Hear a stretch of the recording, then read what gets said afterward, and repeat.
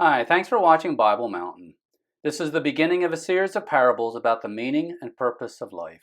This series is designed for people who are trying to make sense of the pain and suffering we see in the world around us. Let me start with a parable that illustrates the fundamental problem people have with the meaning of life. This parable is called The Professor. Early Monday morning, a professor started class by assigning a 10-page research paper. The students started groaning because this assignment was not on the syllabus. They were already 3/4 of the way through the semester. They had a lot of work with other classes, and they simply didn't want to add one more thing to their workload. Then the professor told the students the paper was due Friday afternoon. That meant they only had 5 days to complete the paper. The students groaned even louder. Then the professor dropped a third bombshell. He told them their grade on this paper would serve as their grade for the entire semester. Now the students were alarmed. It was bad enough he was assigning this paper on such short notice, but to make it their grade for the entire semester simply wasn't right. It wasn't fair. The students started objecting, but the professor stood firm. He told them the paper was due Friday afternoon, and it would be their grade for the entire semester. Then the professor walked out. The students were upset about the assignment, but all of them wanted a good grade, so they started working immediately.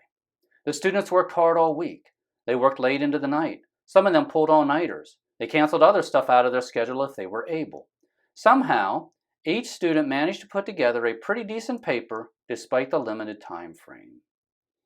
The students had been told to gather in the courtyard at 3 o'clock Friday afternoon to turn in their papers. Around 2:45, the students started arriving, and right away the setting struck them as very odd. There was a bonfire, which indicated they might have a party, but there was no food or drink. It wasn't cold enough to need a bonfire either. Finally, the professor arrived at 3 o'clock sharp. The professor was carrying a box.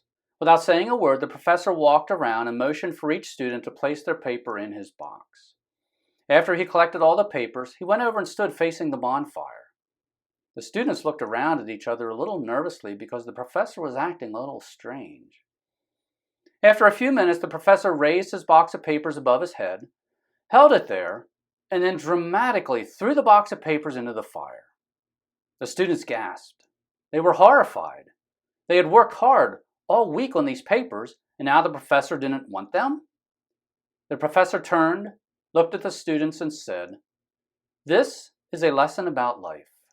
You put a lot of time and effort into these papers this week, and you experienced a lot of pain doing these papers.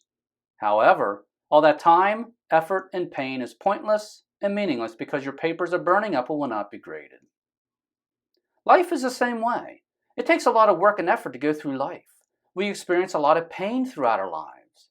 However, at the end of life, when we die, we can't take any of our work, possessions, or accomplishments with us.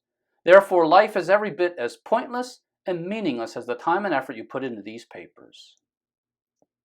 The professor looked around, allowed his words to sink in, and then left.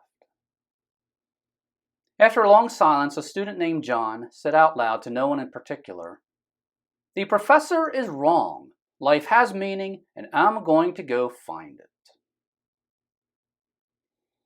This parable illustrates a fundamental problem people have with the meaning of life. As we look around our society, we see a lot of pain. People are suffering and dying from cancer, other diseases, senseless killings, accidents, suicides, and drug overdoses. There's poverty, financial stress, physical abuse, discrimination, loneliness, crime, divorce, and personality conflicts. As we observe all this pain and suffering, we start to ask about the meaning of all of this. What is the purpose of life? What is the purpose of all this pain and suffering? There are some people in our society who agree with the professor and claim there is no purpose to life. Other people are like John. They believe there has to be purpose. They're not sure what it is, but they sure would like to find it. As for me, I know there is meaning and a purpose to life. The point of the series of parables is to share what I've learned about life and about how to make sense of all the pain, suffering, and death we see in our society and in the world around us. In this series of parables, I'm going to start by explaining why things like success, money, fame, pleasure, and power do not give us the meaning in life we are seeking. After that, I'm going to lay out the 5 basic questions we have to answer in order to understand the meaning and purpose of life.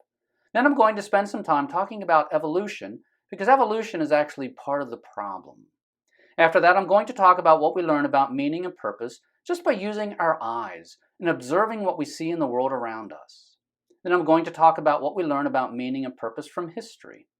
Finally, at the end of the series, I will answer the 5 questions we have to answer in order to understand the meaning and purpose of life and make sense of the pain and suffering we see in the world around us. Thanks again for watching Bible Mountain. I greatly appreciate you spending some of your valuable time watching my videos and reading my articles. The next parable in this series will explain why success does not bring meaning to life. If you haven't already done so, please join either my email list or my Patreon page in order to make sure you receive that and all future parables in this series. The email list is totally free. In order to join, go to BibleMountain.com, click on email, and that will take you to a page where you can sign up. Your email address will not be sold nor given away. Patreon is a paid subscription. This helps me cover the cost of producing Bible Mountain. If you sign up today, I will send you a free music CD. In order to join, go to BibleMountain.com, click on Patreon, and that will take you to a page where you can join. Once again, thank you for watching Bible Mountain.